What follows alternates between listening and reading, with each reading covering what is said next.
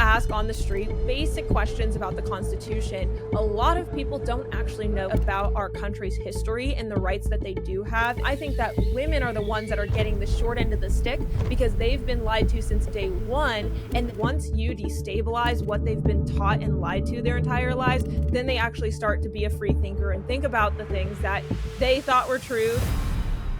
Our founding fathers here in this country brought about the idea that you and I have within ourselves the God-given right and the ability to determine our own destiny.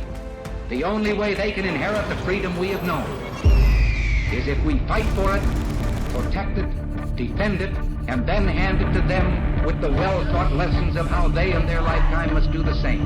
Freedom is never more than one generation away from extinction.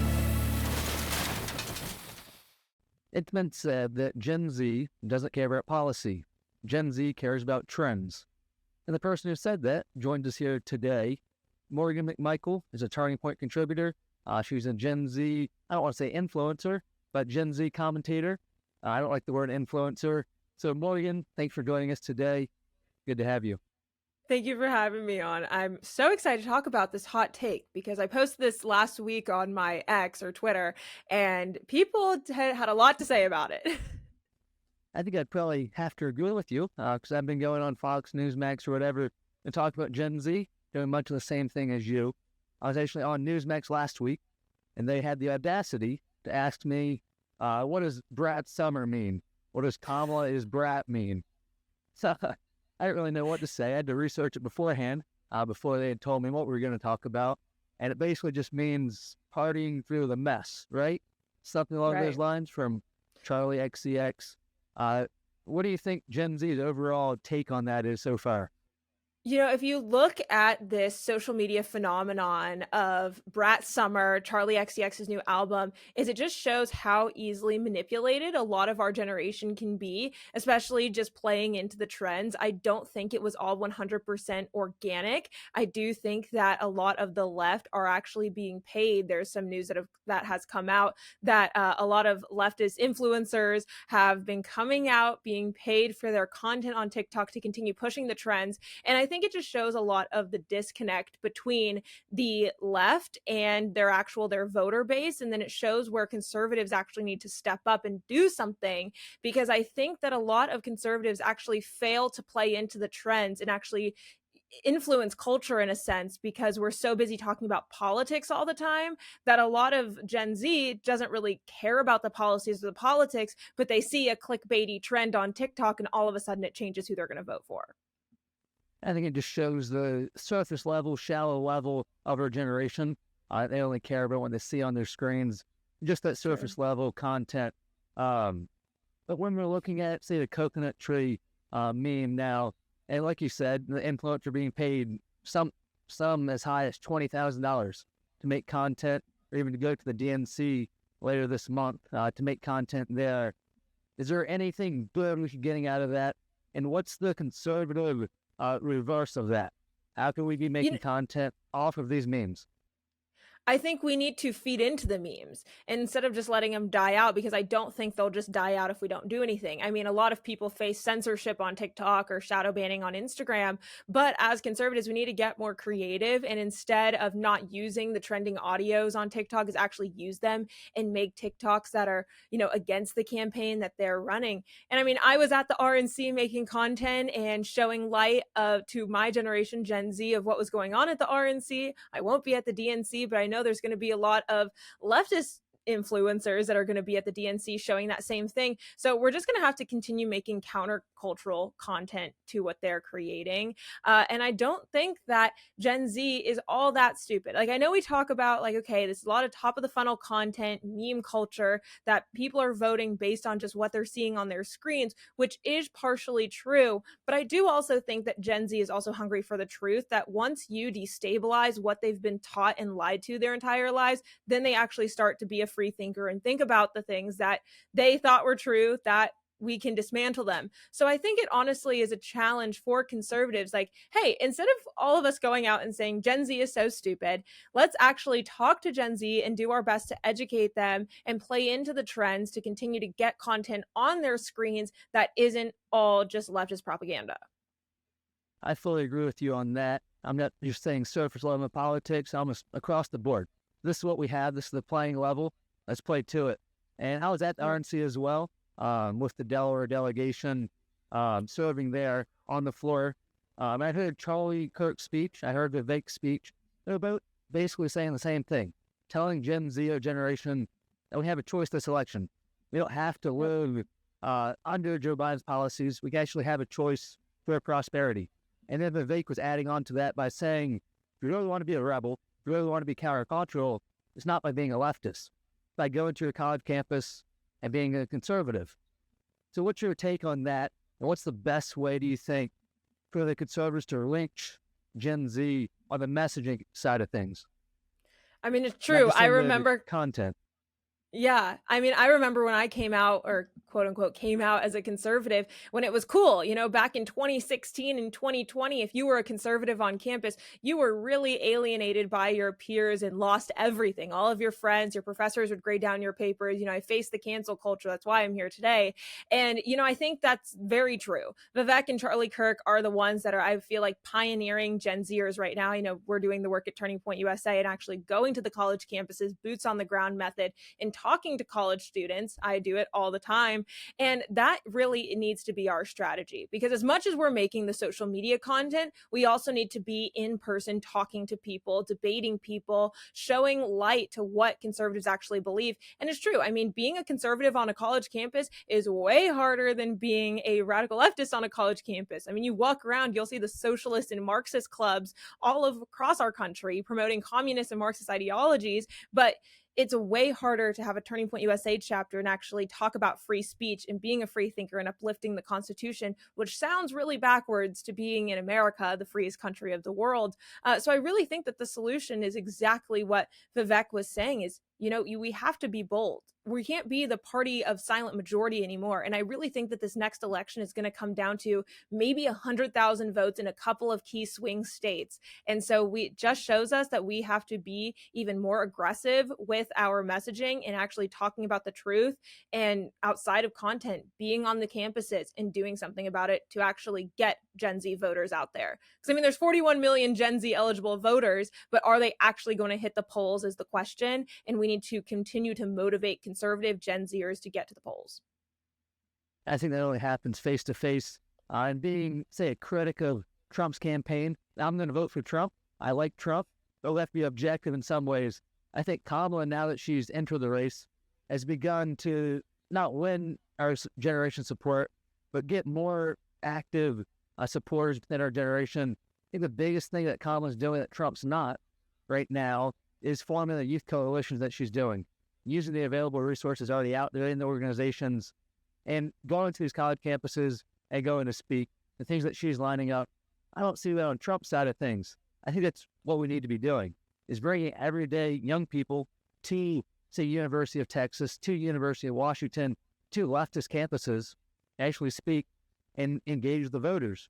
Because if we don't do it there, are we going to just rely on social media? Right. I mean, we can't rely on social media. We can't.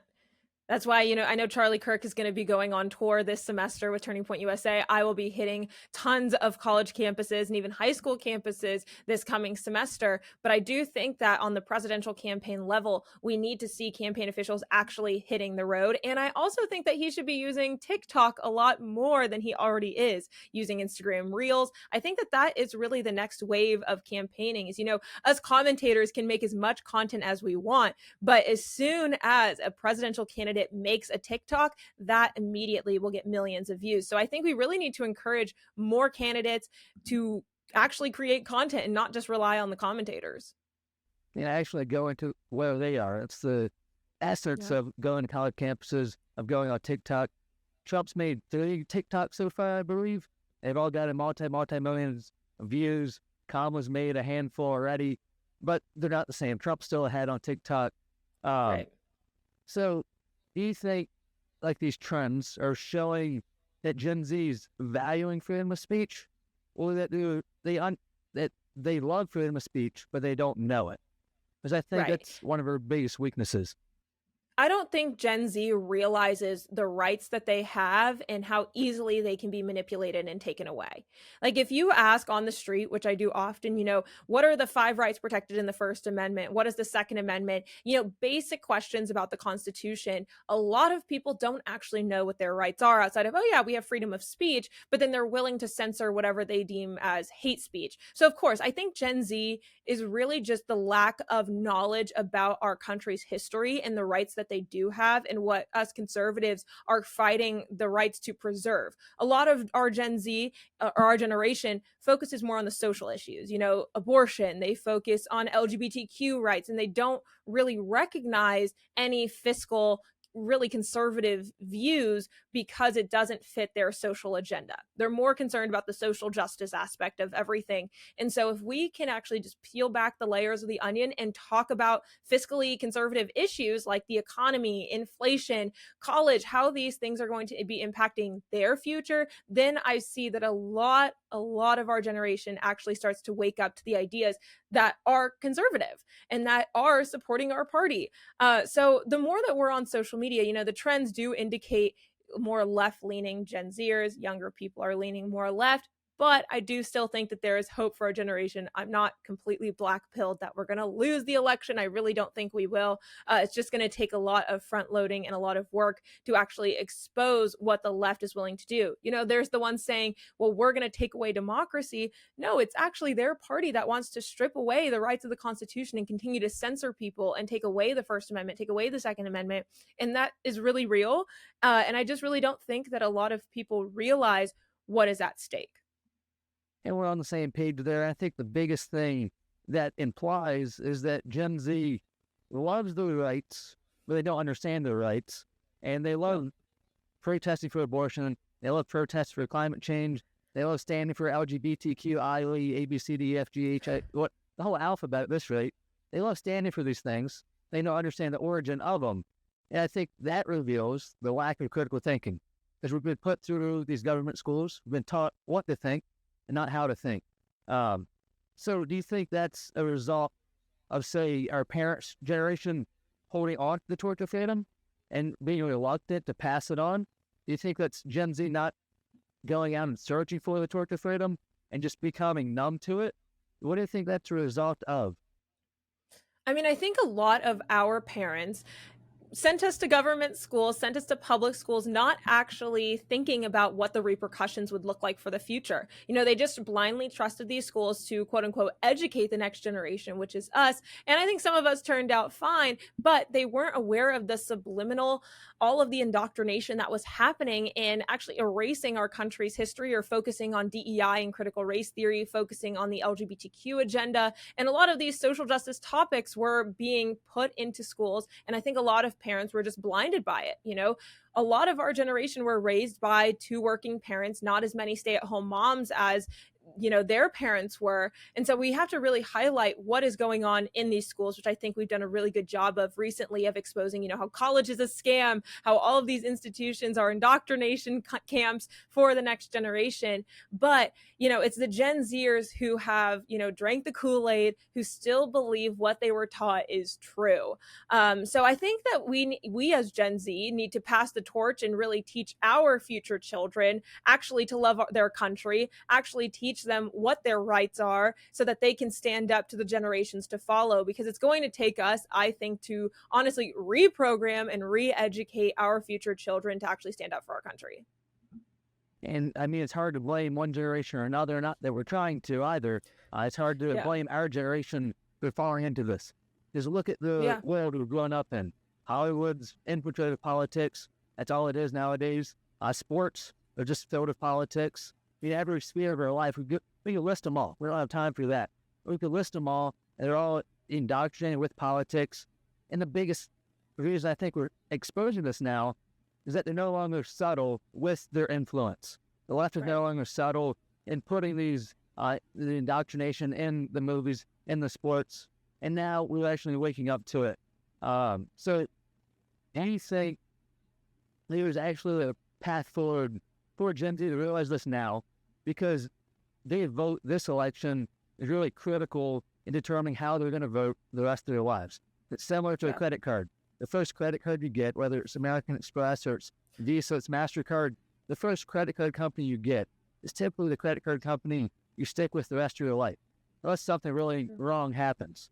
So the first way Gen Z votes this election is half of our generation is voting for the first time now, if not more. 41 million are eligible to vote. If we don't vote correctly this time, is there hope and we can restore a generation who vote correctly, who actually loves America?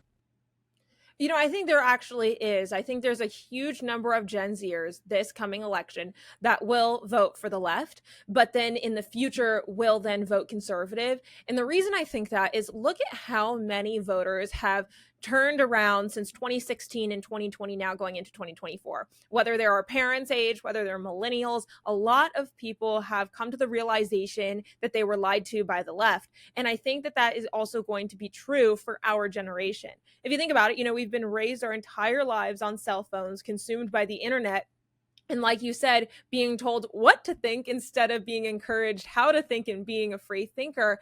And I think that's going to really show in this next election. I know 18 to 25-year-olds for the first time are trending conservative. High school boys, a lot of people have been talking about that article that came out from The Hill. You know, high school boys are trending conservative.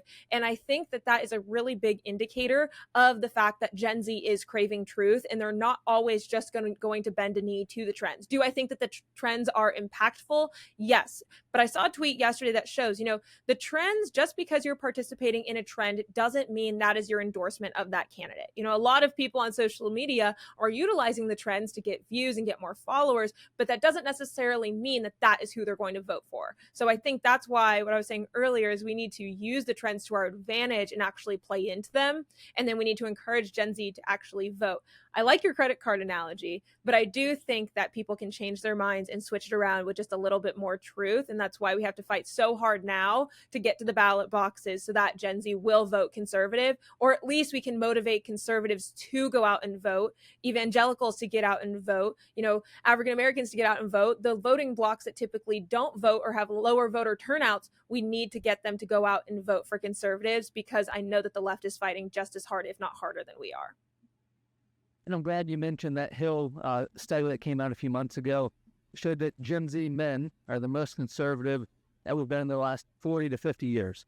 The last three classes of high school boys to graduate have been the most conservative. I think that number is still like 35 or 40% of the men are conservative, but it's more than liberal and it's more than independent. But if you take the flip of that, the women, I believe 13% of them are conservative. And they invited me on TV or whatever last week on News Nation, I think it was.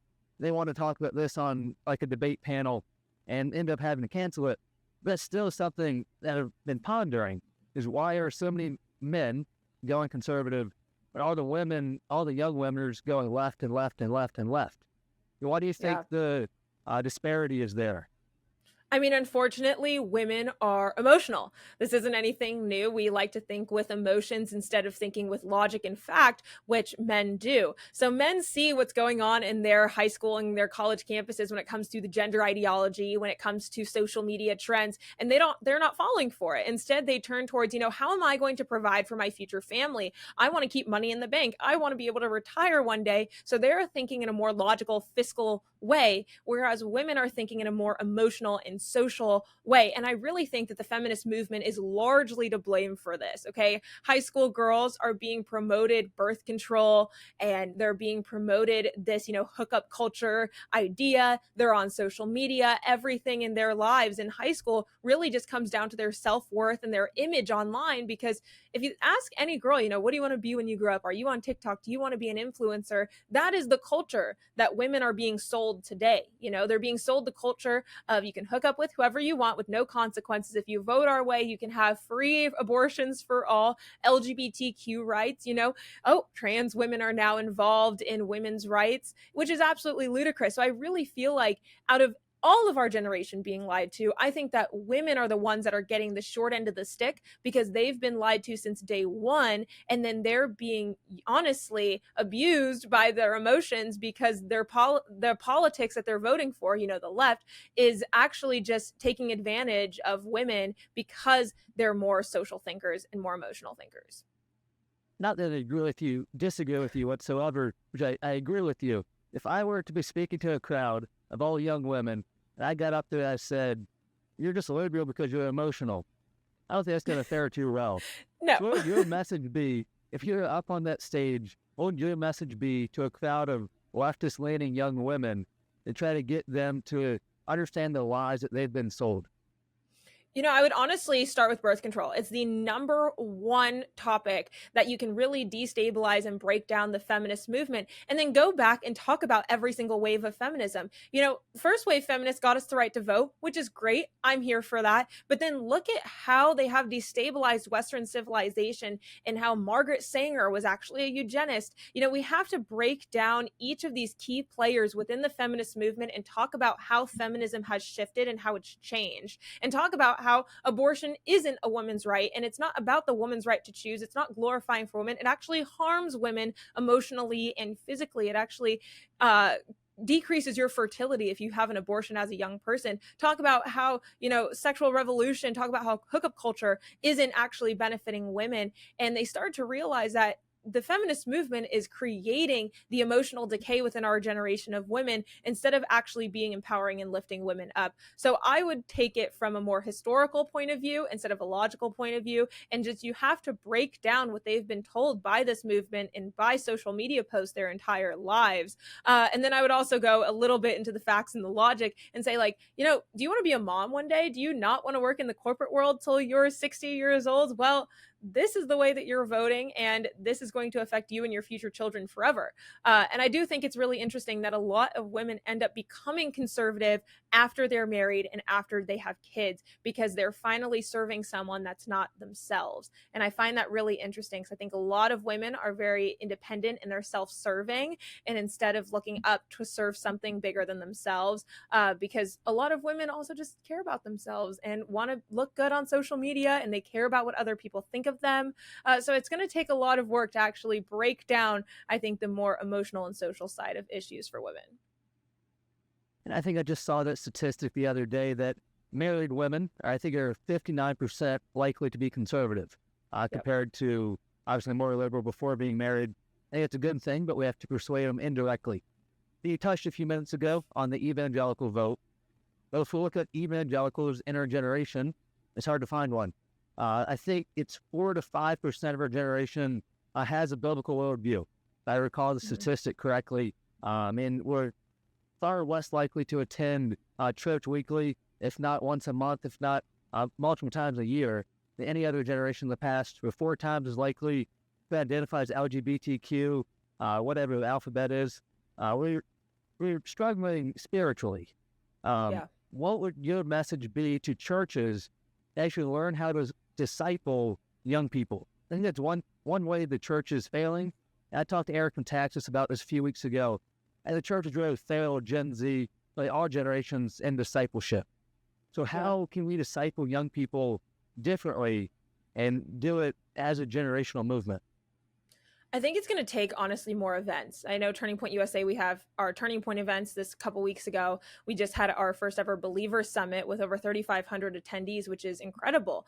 But, you're right. Statistically, Gen Z is not as involved or have a biblical worldview, which I think is really sad. And it just shows how much social media and how much the left has encapsulated our generation. So I really just think we need to encourage the truth and show how I've seen a lot of Gen Zers who may not be Christians, but they have a more biblical worldview because they just have good morals and they have good values and they were raised by a good family, and show them that there's more to live for, like salvation, than just, posting on the internet and being a good person. I really think that churches need to start having bigger youth movements and being involved with the youth movements when it comes to politics. Eric Metaxas, he has his great book, Letter to an American Church, and he just exposes how much the church has alienated talking about politics and just talking about the truth. So that's even step one that we need to talk about, is how can we just get Christians involved in getting out and voting? And then we can talk about, hey, how can we now also talk to Gen Z? It comes, I think, in a twofold issue where we just need to get evangelicals out to vote, period.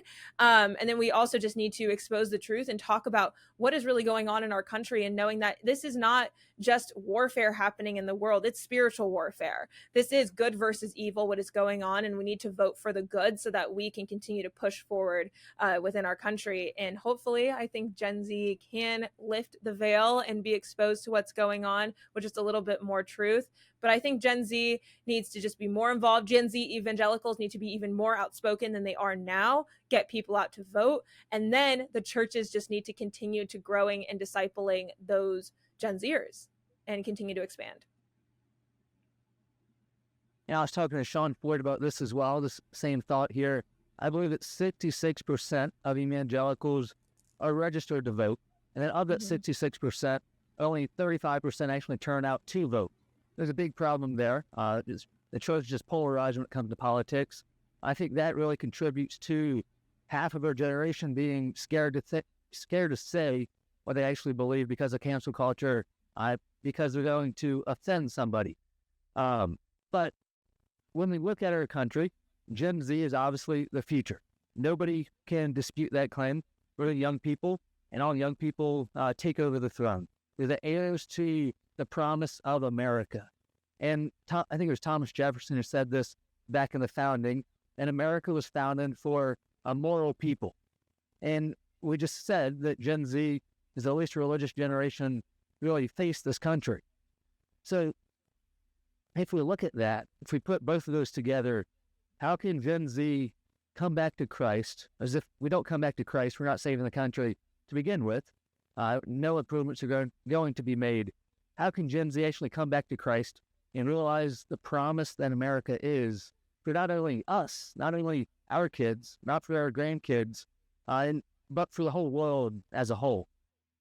Yeah, I mean, I think it's going to take a lot more of our generation that are Christians and are truth tellers to have a backbone. And it's going to take churches actually speaking up for biblical values. I don't think that any of these issues are at all controversial, but a lot of pastors are fearing speaking out about the biblical values because they fear cancel culture just as much as a lot of conservatives face cancel culture. But time for that is up. You know, we're not in a 2016 political landscape anymore. We're not in a 2020 political landscape anymore. The tides are turning, and our country has completely shifted in a direction where silence isn't an option at all.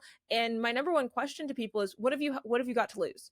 What have you got to lose from speaking out? What have you got to lose from speaking out about our biblical values? You know, Jesus tells us we are to be disciples of all nations. We are to be the salt and the light. So why aren't we doing that? Because it's not just the Bible, it's also politics. That's why I don't like when people can't blend the two, because our biblical values need to be represented within Congress. They need to be represented on the world stage. So Christians, you know, 35% is what you said, 35% of us of our registered to vote and are voting. But where's the other percentage? Where's the other adding up to 66%? Why aren't you voting? Why aren't you motivated to vote? Because our votes do matter and our voice matters. And as Bible believing Christians, we need to make sure that we are being represented within policies and politics.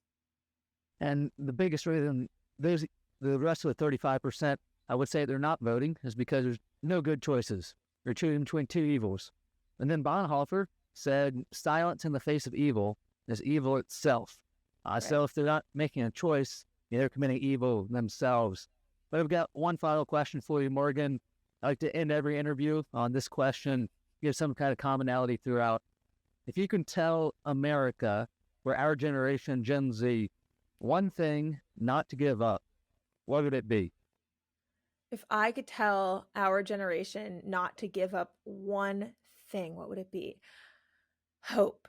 Don't give up hope, because we have to have hope in order to push forward, and hope is never gone. And that is something that Jesus gives us. He gives us hope, and we can always have faith in him and know that he has control over everything. He is all knowing, he is all doing, he is all powerful. So we have to continue to have hope so that we can continue to go out and tell the truth. Amen to that. And Morgan, where can we find you on social media? What are you doing these days? You guys can find me on any of the Turning Point USA channels to watch my social content, or if you can spell my name, you can find me on every single social media channel at Morgonn, but it is just Morgan. But contrary to people calling me Morgonn, my parents decided to spell my name really weird. And, we're going to be making a lot of content this semester on college campuses, so stay tuned. Sounds good. I appreciate you coming on, Morgan. Thank you.